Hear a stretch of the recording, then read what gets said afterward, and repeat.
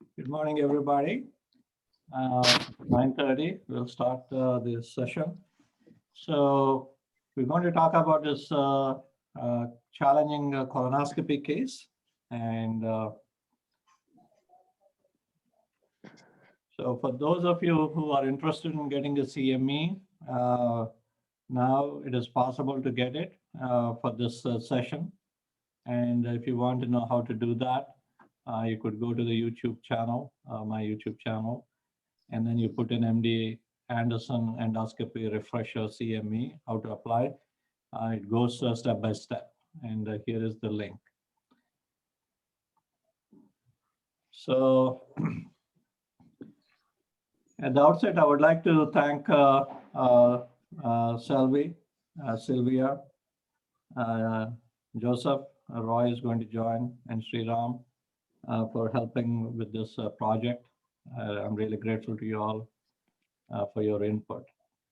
So today we're going to talk about a case, and I also want to thank my mentor, John Stoline, Mr. Charles Butt for their support, Angela Deal, a medical illustrator, and my institution for helping me with this Zoom sessions.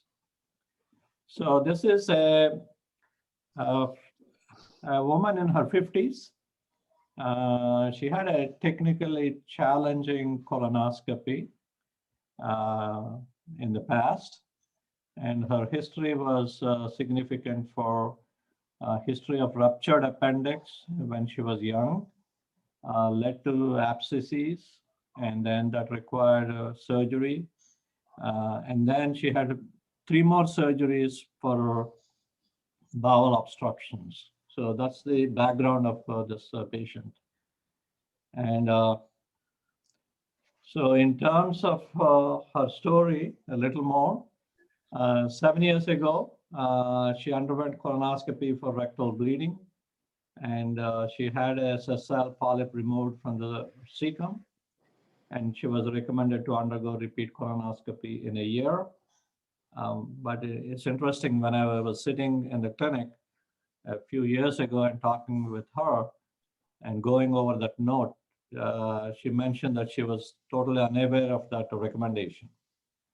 And then years go by, and 3 years ago, she had a Cologuard test that was negative, but she felt that she should come back and look at whether she should go for a colonoscopy. And looking through her history and her past records, based on the findings of a polyp in the cecum, we thought that we should do a colonoscopy. The colonoscopy was very difficult. I basically struggled. Sometimes when you do colonoscopies, at the end of the procedure, you feel beaten up, right? With all the technical challenges of trying to negotiate through an angulated and fixed colon due to multiple adhesions. And as you go through that, you also wonder whether you are likely to perforate that colon. So however, we, despite the problems, we were able to reach the cecum. We removed a hyperplastic polyp from the cecum, and 3 sessile serrated adenomas from the ascending colon, and 2 sessile serrated adenomas from the sigmoid colon. So that's the story. And I would like to open this, and have a discussion first before I show you the video. And why don't I start with Selvi. Say, for example, Selvi, what do you do if you think that you took care of somebody with a long redundant colon in the past, and you are going to scope them again? How do you plan your procedure? Thank you, Raju. I think this is a very relevant topic, and I think planning is important. So I'll start with that.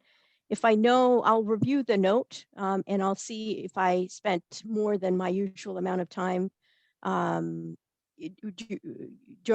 do that procedure. If it's possible, I'll try to get additional time on the template. So when I'm scheduling the procedure, I'll say, requires additional time. The other thing that I do is I also tell the patient, sometimes you don't always know this ahead of time. So if a patient comes in and they're just on my schedule and they say, well, the last doctor wasn't able to get to the end of my colon, or they had a very difficult time, or they said it was quite a struggle. Those things, and I'll generally kind of set up an expectation for the patient, at least that I'll do my very best to get to the end of your colon and examine it carefully, but it's always possible that I'm not going to be able to get to the end. And if I feel during the procedure that the risks are outweighing the benefits, if it's technically challenging, in order to avoid any complications, I may abort the procedure and not do a complete exam. And every time I don't have to say this very often, but if the times that I've said this, the patient definitely appreciates that. And in those times, I've still been able to get to the end of the colon. But it's just good to kind of set up that possible incomplete exam in the patient's mind. I don't want to take too much time, but I would, for all of my colonoscopies, I do a pediatric colonoscope with the distal cap attachment. For some of these patients where I know it's going to be difficult, I'll review what scope was used the last time by whoever did the procedure, if that's possible. And then sometimes I'll just choose the slim PD scope, so what we call the PD colonoscope, and ahead of time. I can add more in terms of techniques that I use to actually intubate the cecum, but I'll let other people jump in. Thank you. Selvi, thank you so much. It's very nicely summarized. I think it's important to review somebody's previous record and plan, and also set up those expectations. So Selvi, what are your thoughts on this? I think I would follow the same tips Selvi summarized. And first of all, for me, it would be very important that the patient receives good sedation. So in the Netherlands, we use conscious sedation in most of the cases. And if this patient would have experienced discomfort during previous endoscopies, and I would expect a technically difficult procedure, I would not perform it with conscious sedation, but I will prefer propofol. So just to make sure that the patient doesn't get discomfort during the procedure. And regarding the endoscope, I very much agree with Selvi. A pediatric colonoscope is sometimes more flexible and helps us to reach the cecum in an angulated and fixed colon. And what I sometimes use in case of a very long redundant colon, a longer colonoscope, which is 180 centimeters. I don't know if you use this types of endoscopes at MD Anderson, but that's my experience. Okay.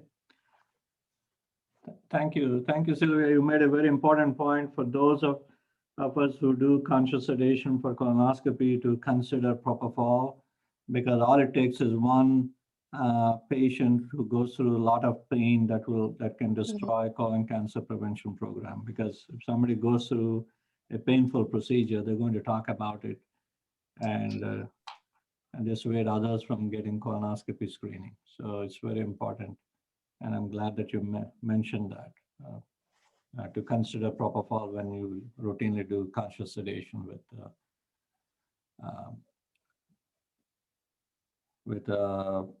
pethidine or exactly right. Midazolam and pethidine, it's the standard protocol. Joseph. Yes, I've agreed with all the comments so far. The additional kind of considerations that I would have, at least my approach would be using, I would first try copious water irrigation on my way in and early abdominal pressure. As soon as I get to the rectus sigmoid, get to the first curvature, I'll maybe have my go ahead and initiate abdominal pressure. Those are maybe some techniques that could be considered. Okay. So let's hear from Roy. Roy, what would you do? How do you plan?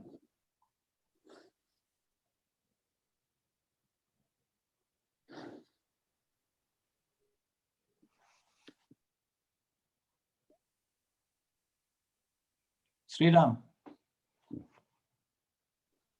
Yeah, challenging, huh? So usually, if I know beforehand that it is previously reported long redundant colon, I almost always try to use abdominal binder from the beginning. And the rationale there is to at least have not given opportunity for the colon to distend, and then it's under my control. And the other part is I use a lot of water, and in this there are some misconceptions for people as to water installation method, water exchange method. I predominantly depend on water exchange method. I give water, pass a loop, suction, and then people load up with water again. So that's my method for long redundant colons. And rarely in these situations I use if possible an adult endoscope rather than a pediatric colonoscope, but my go-to scope in general is pediatric colonoscope. And the next thing that I would like to do, if I cannot reach in spite of all these, I try to use a single balloon for the, not so much as for the scope, but for the sake of the oversleeve. Whereas in angulated and fixed colons, I tend to use either pediatric colonoscope or the ultra slim pediatric colonoscope that was mentioned before. And again, water. And the additional technique I sometimes I feel it helps to me, I don't know about others, is when extreme angulation and I'm very concerned, sometimes I use the head up. I tilt the bed with head up and then fill with water that stretches the angle, and sometimes that helps. If that doesn't help, if anesthetist permits, I tilt the bed head down and feet side up at about 15-20 degree angle. Change will predominantly gravitate the water one way, one side or the other, and stretches the colon, and that sometimes helps to navigate the angulation. And all the time, at least in angulated and fixed colons, my preference would be to go spend as much time as possible to negotiate that part rather than be in a hurry, because that is what that scares me, is a perforation in these fixed colons. Thank you. Yeah, thank you so much. Tell me more about the binder. This is just the traditional abdominal binder people use for ventral hernias and all. Okay. So You do keep it in the endoscopy suite? Yes. Yes, and they come in small, medium, one large, extra large.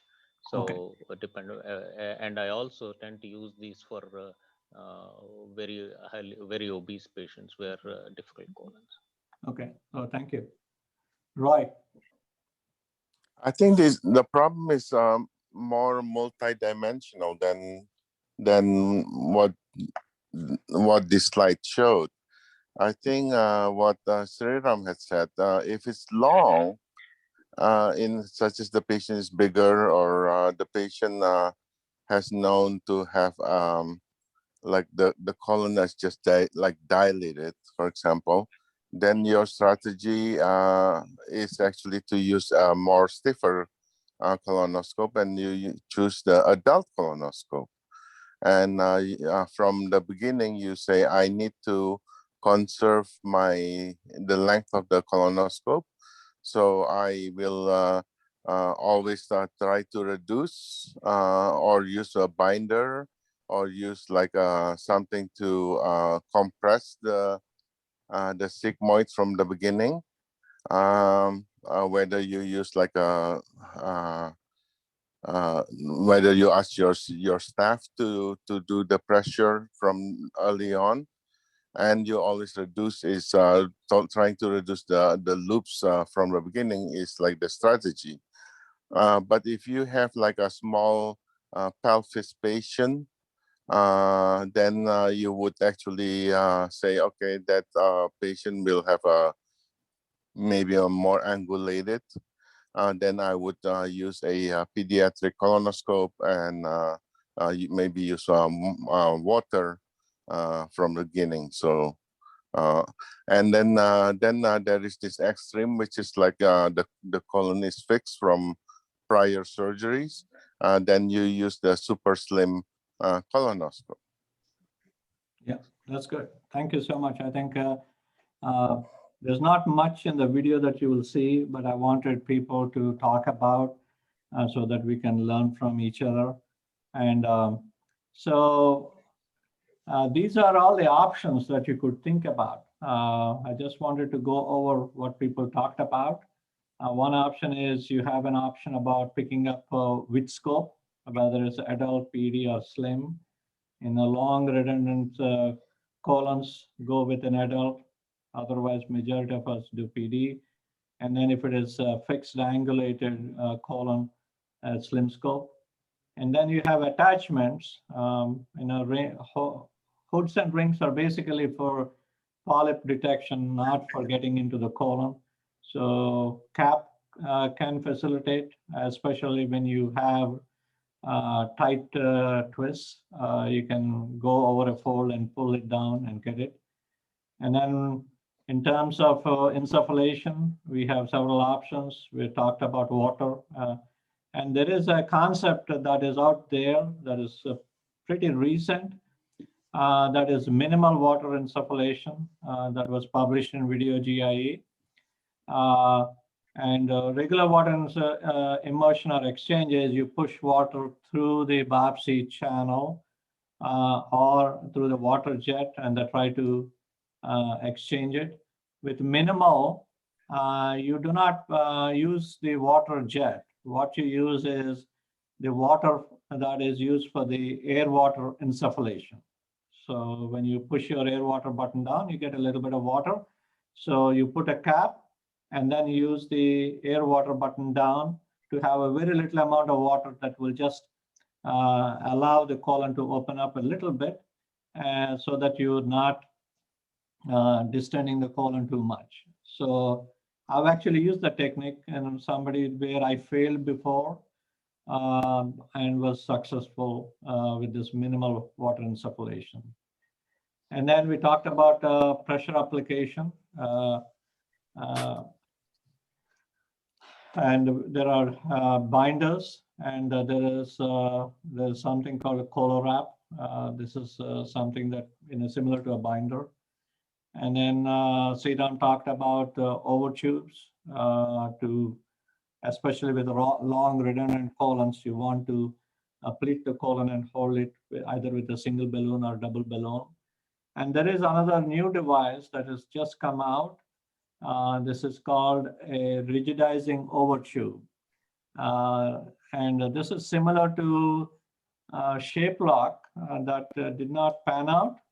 That is an over tube. And when you lock it, it becomes fixed. And then the colon is fixed. And when you push it, you will not reform the loop.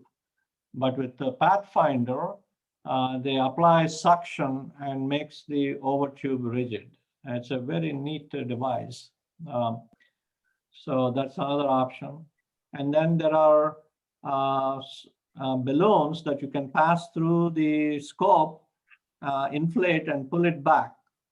Similar to what we do when we use a CRE balloon to dilate a stricture, and you can watch through the balloon to see the stricture dilation. And here, the balloon is configured in such a way that you can have a beautiful view, and a balloon will open up the colon in front, and you can see through the balloon and you can push through that. And there are a couple of devices.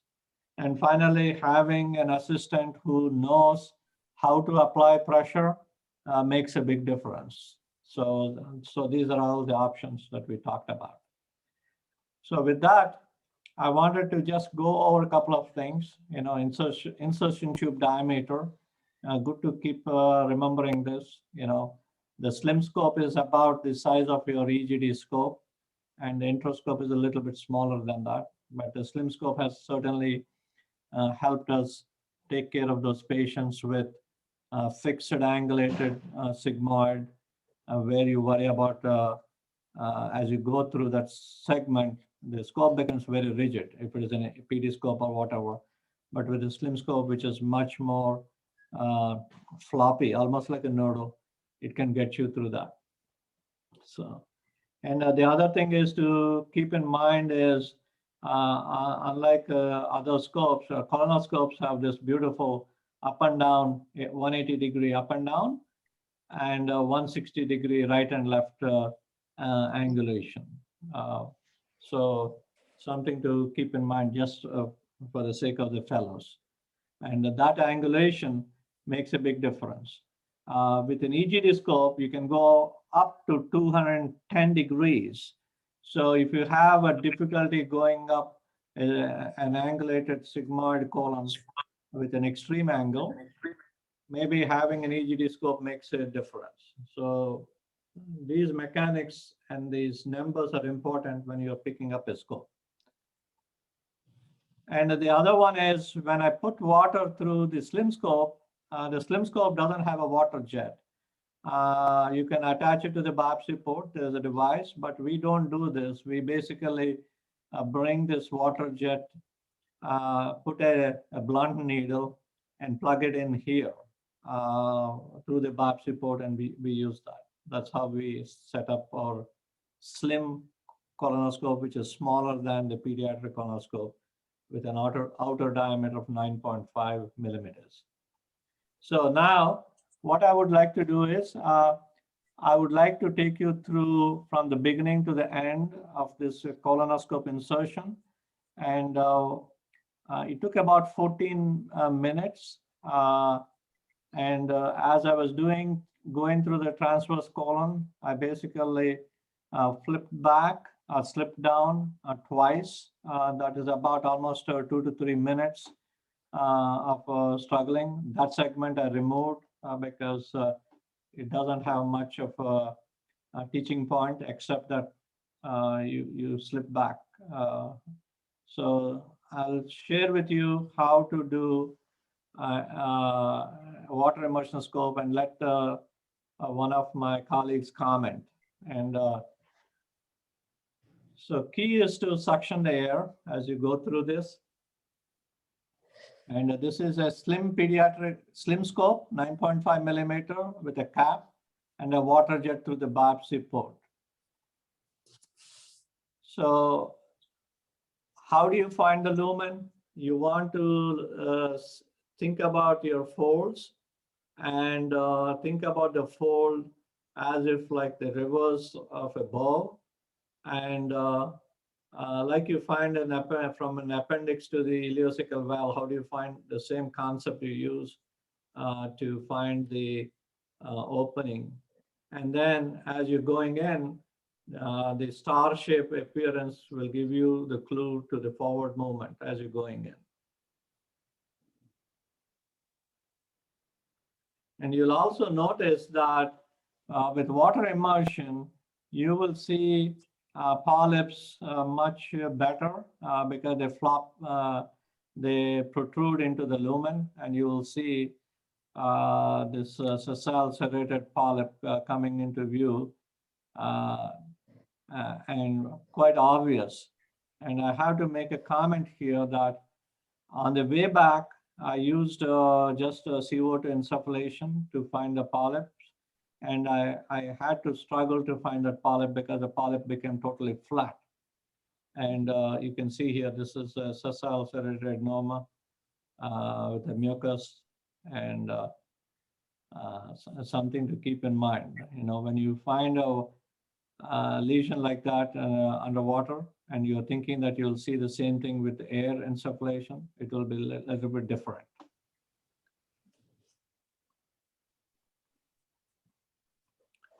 So any comments here, Roy, Sriram?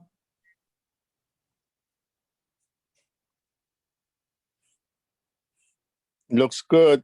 All right. So the concept here is when you look at, you can see my arrow, my pointer on the screen there. You can? Yes. Yes. Okay. So what I'm saying is when you try to go through an area, okay, let's come down here. When you have minimal water insufflation, the green central area that's the way the lumen looks, like almost a star shape, and you can go through. Sometimes when you are very close to the fold, you need to look at the fold and see, think about the fold as part of a circle. And from that fold to the center, if you draw that line, that's the way to find the lumen. So something to keep in mind for the sake of fellows. How do you find the lumen underwater immersion? So you look at, think about a fold, and think about the fold as it is part of a bigger circle. And from that fold, try to go to the center of that circle.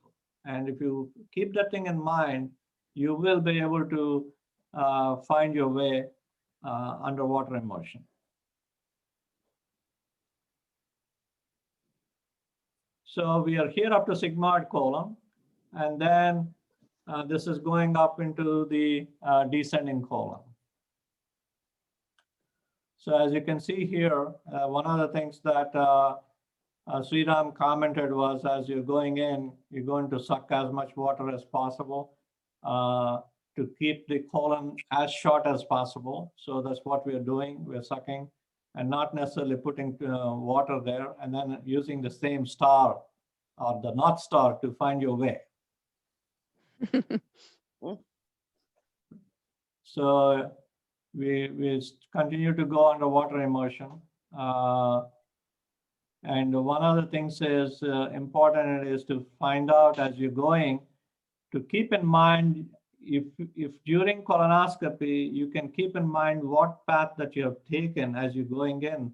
It makes a big difference to make changes in terms of reducing your colon and finding your way. So here we reach the splenic flexure, and the splenic flexure is actually folded completely on itself.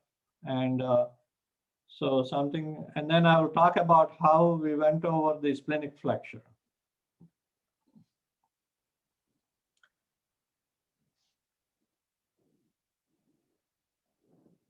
So here we came to the splenic flexure. As you can see here, this is the fold, and this is the arrows show the path.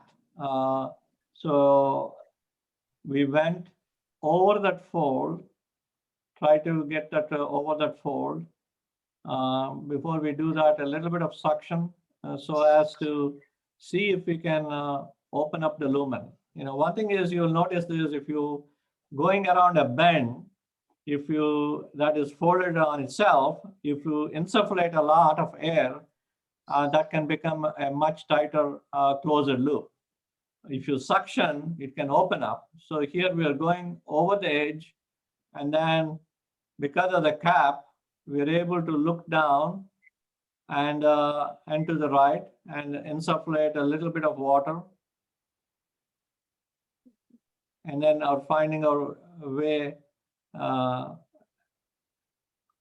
down that splenic flexure to the transverse colon, following the path of reading the folds and making the adjustments to your scope tip movement. And when you're going around these bends, you have to keep in mind that the movement should be very, very small, millimeter by millimeter, rather than trying to either force in too fast or withdraw. So you saw that, right? We went in very, very slowly and read the folds and able to get there. In the process, we insufflated, put in a lot of water, and that water was now being suctioned. So all these segments I did not edit. You see as things went by, so that at least there's something to watch and learn. So now we are in the transverse colon. And again here, because the patient actually did the prep better, I sat with the patient in the clinic and I told her that, okay, you have a very difficult colon. make sure you do the prep right. And we went in over lots of details about how to do the prep right, and she has done a good job. And this transverse colon has a dip down, almost like a V shape. Now you see that I'm climbing up the hill, basically. You're going up, going up, going up, going up, going up. And whenever you have like a V-shaped dip of the transverse colon, and as you push, you can reach up, but that's the type of dip that would actually pull you down if your scope has not hooked up to the hepatic flexure and gone into the ascending colon. So here, what I'm doing is I'm trying to suction as much water as possible to lighten up the transverse colon, and then try to go up to the hepatic flexure. So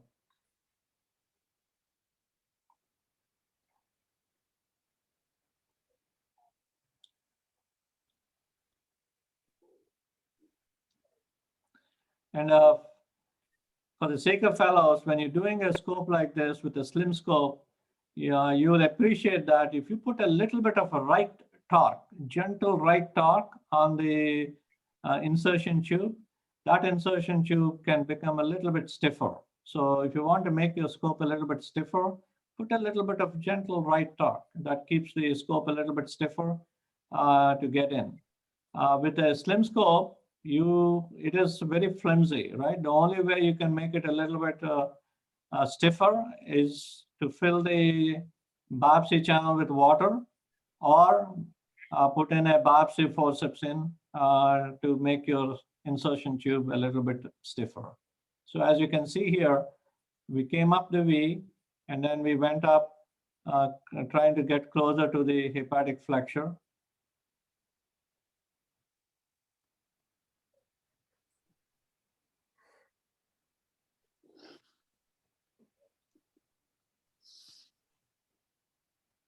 And we reached the hepatic flexure.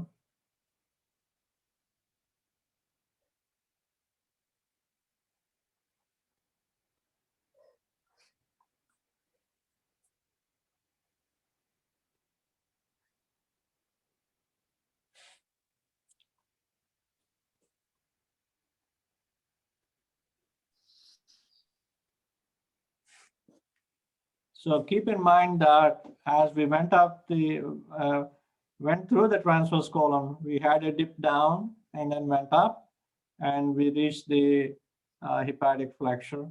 So you're trying to see if we can actually find the opening of the hepatic flexure and then try to get into the ascending colon.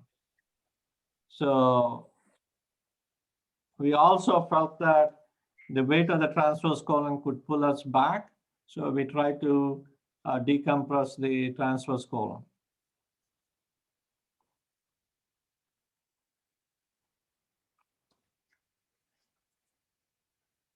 And despite that, now you have a slide down, right? Right. So this actually, losing ground actually happened at least 2 times. And then the 3rd time, this is the next video. And why don't I stop here and let my colleagues comment on what they would do, how would they address this issue? Sriram, Roy. Yeah, many a time this kind of slippage occurs because of the slimness of the scope. I think after the first slip down, I would tend to use a biopsy forceps in the channel. That gives me a uniform stiffness, and I will make sure that once the biopsy forceps is introduced, I will see the tip of the forceps and then pull it back by at least 10 centimeters so that the flexible part of the endoscope tip part is not stiffened, but rest of the scope is stiffened, and then follow the same principles that you have been doing it so far. Yeah, right. That's a good technique. I've never heard that one. That makes sense. So you're just making the rest of the scope stiff. But the slim scope is not made for doing reduced colonoscopy. So it really cannot reduce the loops. You're supposed to just like push it in to go to the cecum. At this point, I would do like what Sriram said, or I would actually put the patient more towards the right side. I would push the patient so that it's not on the left side anymore, but towards his or her tummy, and let the colon to flip to allow you to access the right colon. Right. The other thing that helps in this kind of situation is that one, if it is frequently falling, I'm a little lazy, so I won't do it after the first slip. But if it has been doing repeatedly, I can still put a binder at this stage. That also helps in offering some sort of a external support so that I can straighten the scope. So Raju, Yeah. if you wanted to have your assistant help at this point, where would you have them give abdominal pressure? I think I would ask them to put it at the pressure at the umbilicus and push it up. Okay. Right, because this is a transverse colon dip, right? And so that's where I would say. And one thing is what I normally do is I don't let my assistant put the pressure and say apply pressure unless I have an assistant that is seasoned and knows where they're applying pressure, because that's an art. Exactly. And Yeah, I actually exactly. put my hand on the patient's tummy and ask the assistant to put it on my hand and then say, this is, apply the pressure in this direction. Just applying a hand doesn't mean much, right? You need to apply the pressure in a particular direction. So I try to show it to them and let them do that, you know. Mhm. Especially when you're using an ultra slim colonoscope, the problem in this transverse colon is actually many a time lies in the sigmoid, because when you're pushing it, the sigmoid loop is increasing, and that is making the tip not climb in the transverse colon, and keeps falling. So if the previous mechanism, what Dr. Raju said in terms of lifting the transverse by putting a hand on under the umbilicus and lifting up, if that doesn't work, what I tend to do is to reduce the colonoscope as much as it allows, and then put a hand under the umbilicus and press it downwards to the left and offer me support, and then insert the scope, so that my scope, the bend will bounce on the hand pressure, and then allow me to climb up that uphill. Thank you. Yeah. I think Sriram made a very important point, right? With a slim scope, when it's going to have problems, it's frequently in the sigmoid colon. We tend to form a big loop in the sigmoid. And then it tries to push the scope out of the transverse colon. One thing that I want the fellows to get into the habit is to remember your journey through the colon as you're pushing the scope, and don't just keep pushing the scope. You need to be actively involved with that process and ask yourself, how was your journey through the sigmoid colon?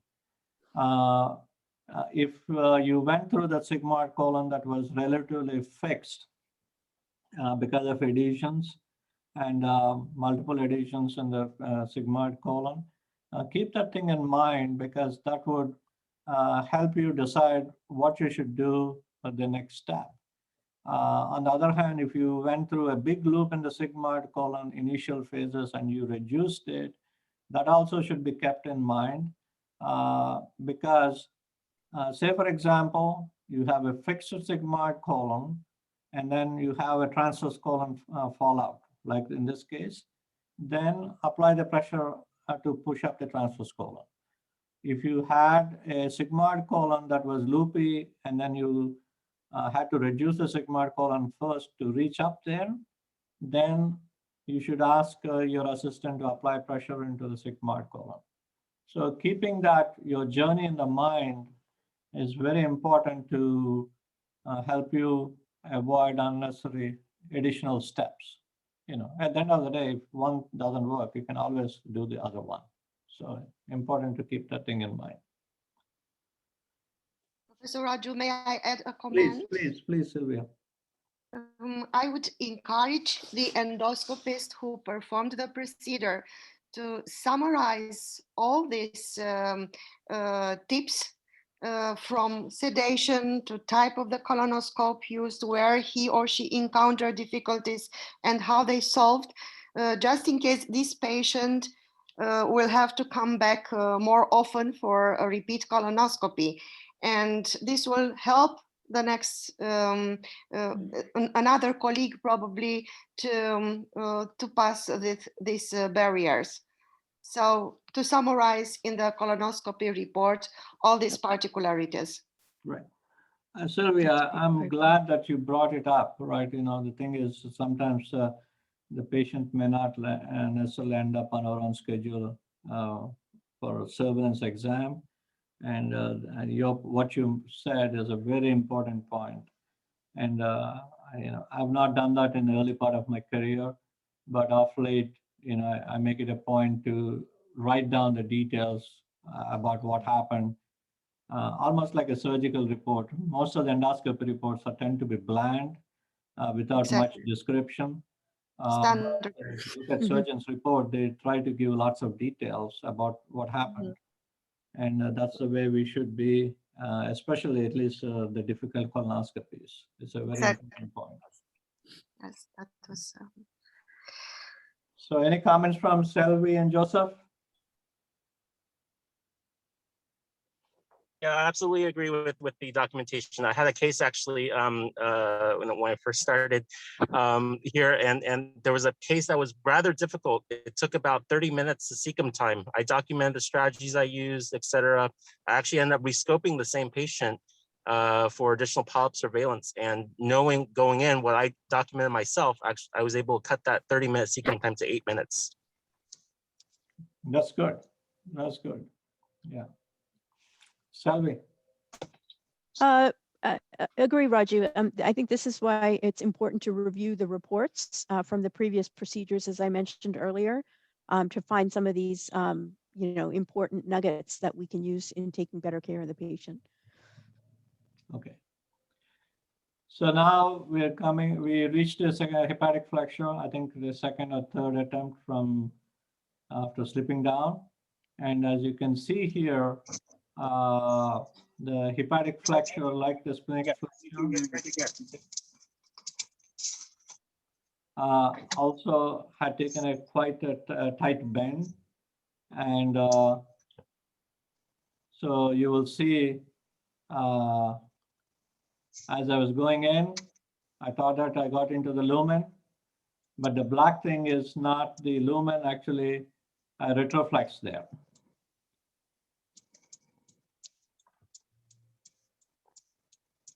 So for the first few seconds, I thought, okay, it's a lumen, lumen, lumen. Then I thought it's a little bit darker than I expected. So when it happens, you're not going to cause any problems. You straighten the tip and then get back and try to find your way again. So in this case, as you can see by looking at the folds, the lumen was going down, and then we tried to, it took a twisted path. And this twisted path is something you could see when patients have undergone a complicated cholecystectomy as well, right? From the hepatic flexure to the ascending colon. And now we come to the ascending colon, and you don't know which way to go. So you need to pull back and see the direction. As you pull back, you find your way. I think that's important to keep in mind. And that ascending colon also has taken a flip. And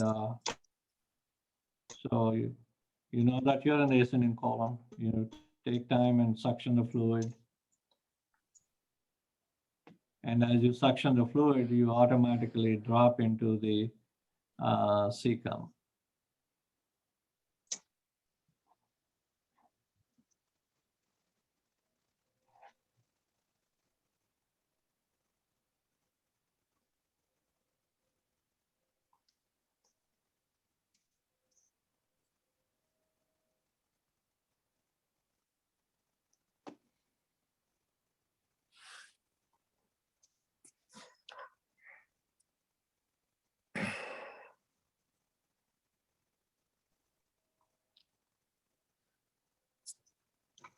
All right, you agree that we reach the cecum, right? Mhm. Shall we? Yes. Yes. All right. Yeah, That we're looks able like to get into appendix. the TI, but I thought I'll just stop here for the sake of discussion. Mhm. Right. One thing is so this whole video that you saw, I actually posted on the YouTube, unedited, total for 14 minutes. If anybody wants to, just for the sake of fellows who want to go through that, you have access to that. For the sake of fellows, I put this reference. This is a beautiful reference by Jerry Way and Dr. Gibson. Gibson is from St. Mark's. They wrote a beautiful article on how each one of them do their colonoscopy, and something worth reading. So why don't I leave it open for comments and discussion? So Roy, any comments? It's a part of an endoscopy that we haven't done a very good job in deconstructing. And as a result, we are in this state now where there is a lot of variation even in the endoscope handling of the control body. So I don't know what else to say except because then I sounded like I needed Prozac or something like that. But many people cannot even hold the control body that they use only the up and down knob to go to control the endoscope. It's really made so that you can use all your fingers to do up and down and right and left. But that requires deliberate practice with feedback in order to develop that capability. Mm-hmm. In our studies, actually, we found that it really requires about 2 full days of practice before the trainees even perform in any patients, and they then develop the skill for the lifetime. If you try to do the handling throughout the first year, it will take months. But all of these things are still unknown, unfortunately. So let me tell you one thing. Sylvia is going to start her program, and maybe she can assign some time for the first-year fellows to go through your program. I think that's already in the curriculum. I don't know if Roy knows yet, but it's already it's already there. Well, I think First month of simulation he learning. didn't tell you how much it's going to cost you. So, No, he's gonna give me the friends and family discount, so I'm not worried about it. Okay, I'm not that's worried. good. Yeah. All right. Yeah. Is it too late for Roy? I have a question. Is it too late for those of us who did not learn things the proper way to pick it up at this point? We have had if you're old and practicing. can you teach an old dog new tricks? I guess is my question. I think it can. You need to be willing to unlearn, though. Oh boy. So as long as you're willing to have an open mind, it can be done. Okay. So Selvi, it's all about whether Sri Ram wants to learn, Ram wants to learn, you know. No. Yeah. I think it's important though, because in terms of ergonomic injuries, I think it's good to kind of distribute the effort to all the digits rather than just, a couple of digits on the left hand. And for long term, it would help the endoscopist in terms of their own health and in terms of the longevity of their career. So that's why I ask. No, I think in fact these kind of learning training exercises help the so-called expert endoscopes more than the new entrants, because from the time we started doing endoscopies and the technology has evolved so much that the scopes are more flexible now, and with from the time of air insufflation to CO2 insufflation to water installation and water exchange, the ease of endoscopy reaching cecum has become much more easier. So chances are that for the new entrants, if they were taught the right technique, their joints are more likely to be spared of any injury for future.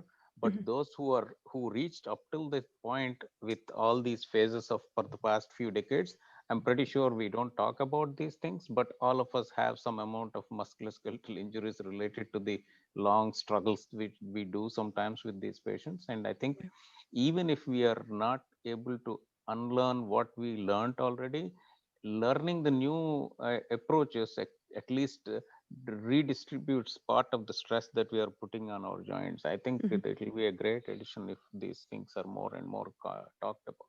Yeah, agreed. Yeah.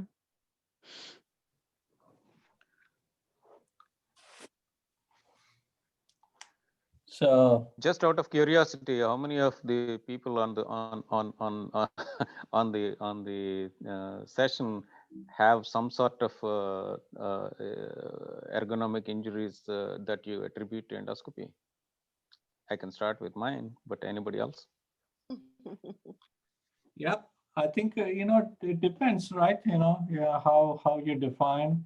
I think by the time I had my issues, but one thing that I tell young fellows who try to who are trying to start their careers is to ask for a few things. Most of the time, fellows would always look at, okay, how much is my salary, and then they're stuck on that. But more important is if somebody is going to give you maybe 10%, 25% less salary, but they give you a schedule that actually allows you to work for a long time and you enjoy endoscopy, I would take that. And what I mean by that is you need to have a break between your days of endoscopy.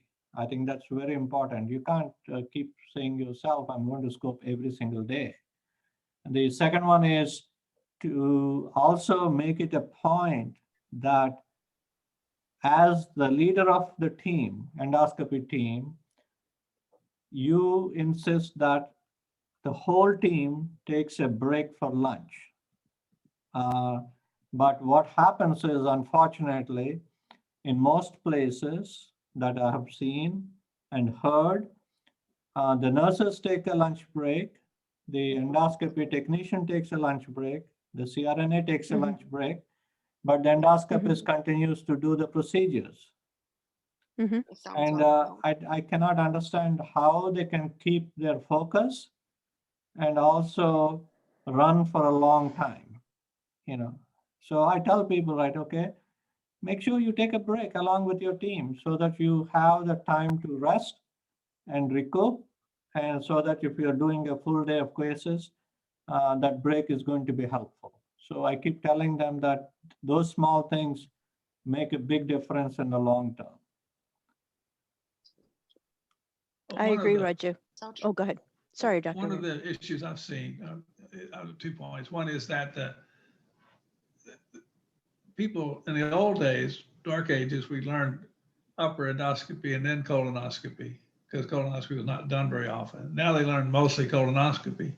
So when the fellows come, they're not taught that the upper endoscopy maneuvers and what you need to do and how you need to do it, and that particularly that, as you point out, the scope has got four-way movement, are different. And so they may be great about getting to cecum, but they can't find their way around the stomach very well because it's a different set of techniques. And so it's important probably to train people for more than one thing at one time. The second point is, since I have my own colonoscopies unsedated, I can tell you that water is nice. It works very well. Right. Yeah. I think the other thing is you will learn from this article that what Dr. Graham is mentioning. The pain that comes with colonoscopy is the stretching of the mesocolon. That is something to avoid. And you have to keep in mind that as you reach the fluid puddle in the splenic flexure with the patient in the left lateral, if you are 70, 80, 90 centimeters, you have a long loop. It's better to come back, reduce the loop, and try to go forwards rather than pushing the loops through. I think it's probably one thing is people think that when we do procedures with propofol sedation, patients don't complain. So you want to reach the cecum in 2 minutes or 3 minutes, pushing through lots of loops. But once the patient goes home, they do have that discomfort. And we don't reach out to them and say, hey, how did your procedure go? They only remember the sleep, but when they go home, if you stretch that mesocolon quite a bit, they will have some discomfort. So something to keep in mind. Has anyone here have any experience with the Kyoto Kagaku colonoscope models for training and simulation? Let me ask Yes. Mark to comment on that. Yes, we do we use it quite often. It's very useful for learning loops, and it's low cost.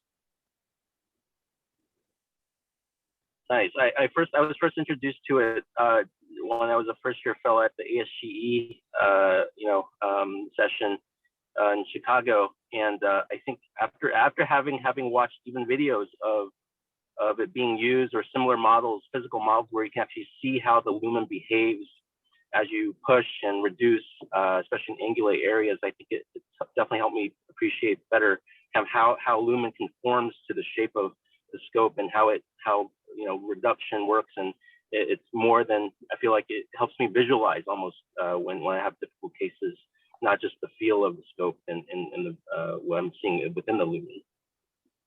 Yeah, if you look back and talk to the guys who started this, the Willie Webbs and the Jay Ways, they started doing colonoscopy under fluoroscopy.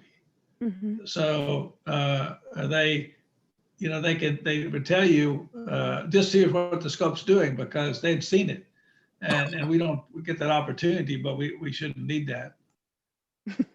We lost our scope guide, right? Yeah, that's right. We lost the scope guide. That's right. Yeah. That's right. Yeah. The other thing is I wanted to actually share. Actually, I think it's very interesting. When I was an intern in 1983, one of the intern's job where I trained in India was to prepare the patient for colonoscopy.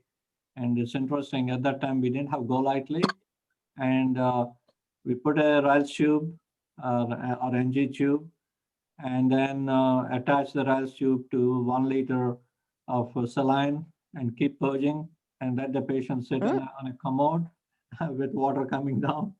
And one of the intern's job is to make sure that we prep the colon clean before the patient went down for a colonoscopy done under a fluoroscopy room. It's fascinating to see that. Oh my God. And you want to make sure that the attendant, when he came back, he was happy with the colon prep. That was the intern's job. All right. Let me request Sylvia to, 1 second, Sylvia to summarize. Well, I think we had already a wonderful summarize you have shared with us. Maybe we can go back to that slide because it summarizes all the tips and tricks we can use in these cases, difficult colonoscopies. So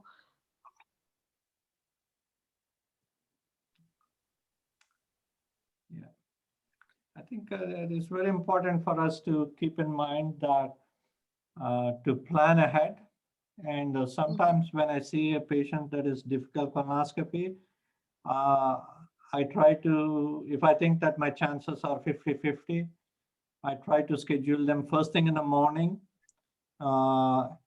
and then schedule enough time, like Selvi commented, and also work with my colleagues in the radiology department for a CT colography to be done if we failed to reach the cecum on the same day. Because you don't want to do it in the afternoon when the radiologists have gone home, right? You want to make sure that you do it in the morning so that they could do the CT colography in the afternoon. So One quick point and about this is that if you do any biopsies or polypectomies on the way in and before you give up, and that means that day they may not do the either the double contrast enema or CT colonography. That's something that we need to keep in mind. right, yeah, right. I also ran into a situation where I want to do a double contrast enema after a colonoscopy, but radiology says their prep is maybe a little bit different, and by doing the colonoscopy, we've sort of kind of influenced the results or may have tampered with how they interpret. So I don't know if it's something we have to kind of arrange on a separate day, at least just for the contrast enemas. Dr. Raju, good morning, everyone. If I may make a comment. Yeah, please, Aman. So, in Houston or in academics, we have the luxury of getting same day double contrast beam enema or CT colonography. In the real world situation, which was a surprise for me, all of these things need authorizations, insurance authorizations. And even under urgent circumstances, that takes 48 hours to 72 hours. So this was something, a surprise when I came into private practice. So, and especially I think that varies from state to state, and California being such a highly regulated, HMO or insurance capitation state, that anything you need to do, you need to justify, and even if you want done sooner. So it's almost impossible, or have never been able to do 3D colonography on the same day because you need authorization. Right. Thank you. Thank you for your feedback, Aman. I really appreciate that.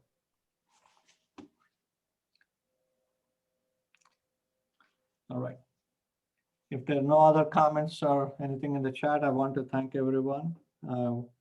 Thank you, Sylvia, Aman, Roy, Joseph, Sriram, Dr. Graham, and Dr. Stroline. Thank you so much. thank you so much. Thank you, Raju. Really enjoyed the session. Thanks, everyone. Well, thanks a lot. Thank you, Dr. Raju. Thank you, Dr. Salvi. Thanks, everybody. Bye. Thank you.